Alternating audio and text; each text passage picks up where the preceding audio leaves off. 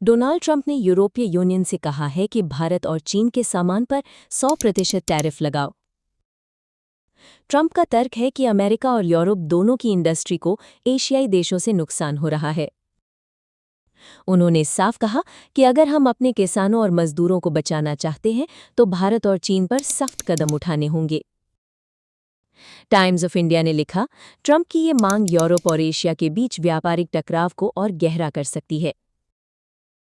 Hindustan times ने headline दी, भारत पर यूरोपीय टैरिफ का दबाव बढ़ाने की कोशिश। अब सवाल ये है कि यूरोपीय यूनियन क्या इस पर सहमत होगी?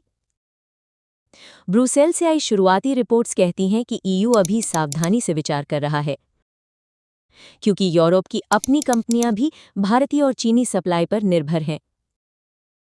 अगर यूरोप ने टैरिफ बढ़ाया तो भारतीय एक्सपोर्टर को झटका लगेगा, लेकिन एनालिस्ट कहते हैं कि भारत ने पिछले कुछ वर्षों में अपनी मार्केट डाइवर्सिफाई की है।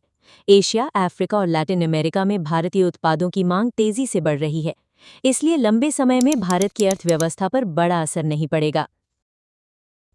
हिंदू बिजनेस लाइन ने लिखा, भारत के लिए ये समय आत्मनिर्भरता और नए बाजार खोजने का है। अब सवाल यह है कि भारत को ट्रंप जैसे बयानों पर किस तरह प्रतिक्रिया देनी चाहिए। क्या भारत को सख्त कूटनीतिक रुख अपनाना चाहिए या फिर शांत रहकर यूरोप को अपने आर्थिक हितों की याद दिलानी चाहिए?